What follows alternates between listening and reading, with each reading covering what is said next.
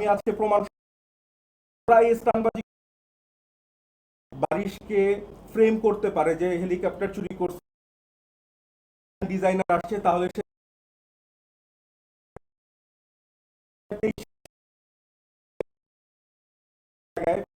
Shoot করবে, RAM করাবে, হাঁটাবে, শোতে নিয়ে যাবে, এই বলে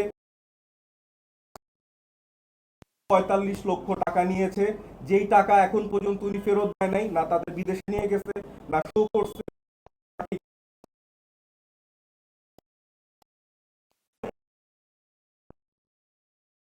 আমাদের সাথে দুইজন যোগাযোগ করেছে। এইটা হচ্ছে লোরাটো কোম্পানি, যেটা হচ্ছে রোজা আফরোজের। পুরো নামটা বলতে হবে। এখানে রোজা আফরোজের আছে, আমি আর ক্লায়েন্টের নাম বলছি না, আপনাদেরকে আমি সব ডকুমেন্ট দিয়ে দিব। আমি শুধু তাদের প্রাইভেসির স্বার্থে নামগুলো বলছি না। হচ্ছে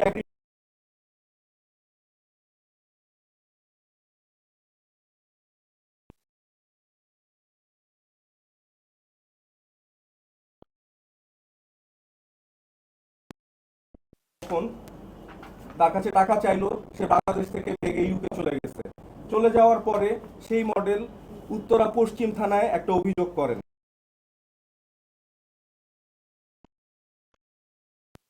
বন্ধ করে।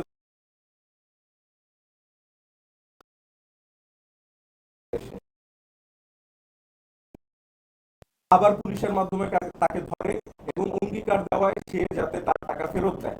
এই টাকা 20 সালে দিয়ে দেওয়ার কথা ছিল, রোজা আফরোজ দিয়েছে 1 লক্ষ সামথিং টাকা ফেরত, এখন পর্যন্ত বাকি টাকা ফেরত দেয়নি।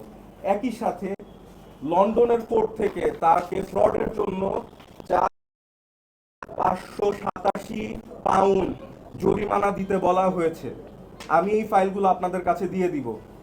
উনার ব্যবসায়ী হচ্ছে যে বিভিন্ন মডেলদের কাছ থেকে ফটোশুটের কথা বলে, বিদেশে শোর কথা বলে টাকা নেওয়া এবং সেটা আত্মসাৎ করা।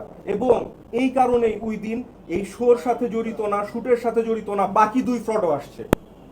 এরা শুধু পাবলিক স্টানবাজি দিয়েছে। তারা তো বলেছিল আমাদের বিরুদ্ধে আইনি ই করবে, অভিযোগ দিবে, কোথায় সেটা আমরা অপেক্ষা করেছিলাম। আজকে তাদের কালো ছায়া আমি আপনাদেরকে দিচ্ছি। মজার বিষয় বলছি, যে লোরাটো কোম্পানি বলছেন, আপনি দেখেন এই কোম্পানিকে 2023 সালে ইউকে ব্যান করে দিছে, বিকজ তারা ফ্রড। এই যে দেখেন 2022 সালে এই কোম্পানিকে সিজ করা হয়েছে, 2023 সালে এই কোম্পানিকে ডিসলভ করে দিচ্ছে, বিকজ এই কোম্পানি আসলে এক্সিস্ট করে না ইউকেতে এখন আর।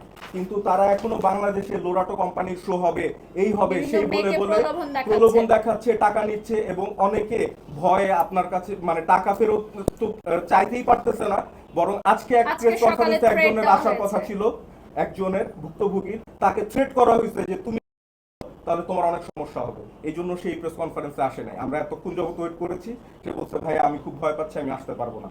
তবে তার ফাইল সে আমাকে পাঠিয়ে দিয়েছে।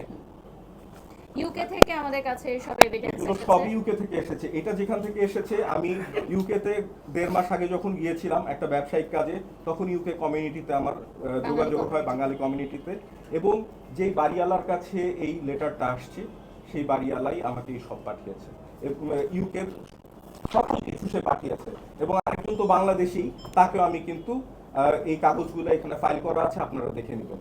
আমি শুধু জনস্বার্থে এটা বলতে চাই যে প্রথমত তারা যে বারিশের চরিত্র হনন করলো, মানহানি করলো, এজন্য তো আমরা আইনি প্রসিডিউরে যাবই। দ্বিতীয়ত হচ্ছে এই যে তারা মিডিয়া অঙ্গনকে কলঙ্কিত করছে ফ্রডগিরি করে, তাদের জন্য কর্তৃপক্ষকে দৃষ্টি আকর্ষণ করছি, এই ফ্রড যেন বাংলাদেশ থেকে পালাতে না পারে, তাকে যেন আইনের আওতায় নেওয়া হয় এবং যত জনের কাছ থেকে সে টাকা নিয়েছে সেই টাকা যেন ফেরত দেওয়া হয়। এটা হচ্ছে আমাদের দাবি। এবং একই সাথে তারা পাবলিকালি মাফ চাবে শুধু শুধু স্টানবাজি করার জন্য এবং কোনো এভিডেন্স প্রমাণ না করার জন্য। না ফ্লাইট ট্যাক্সি এভিয়েশনের বিরুদ্ধে তারা কোনো অভিযোগ দিতে পেরেছে লিখিত, না তারা বাড়ির শখের বিরুদ্ধে কোনো দিতে পেরেছে। তারা যেটা বলেছে যে হেলিকপ্টারের শুট কনসেপ্ট চুরি করা হয়েছে, উই শুটে ছিল মারিয়া কিসপটা আপু, উনি নিজে 2বার হেলিকপ্টারের সামনে শুট করেছে। 2023 সালে আমাদের নিজস্ব ফটোশুট আছে ফ্লাইট ট্যাক্সি এভিয়েশন থেকে, আমার এবং বারিশার। 2024 সালে একজন বিজ্ঞাপন নির্মাতা, সে হচ্ছে হাদি ভাই, উনি নিজে হেলিকপ্টারের সামনে শুট করেছে। কিছুদিন আগে নিশো ভাই, শিহাব শাহিন ভাই, উনিও হেলিকপ্টারের সামনে শুট করেছে। দাগি সিনেমা তার প্রচারের আগে জন্য। ববিতা আপার আমল থেকে বাংলাদেশে হেলিকপ্টার ব্যবহার করে আসতেছে। এটা কোথাকার চুরি হলো? কনসেপ্ট চুরি। এটা কি বিশ্বের প্রথম কনসেপ্ট? যে কেউ যা কিছু বলে ফেলবে, যে কোনো অভিযোগ দিয়ে দিবে, এটা তো আর মানা যাচ্ছে না।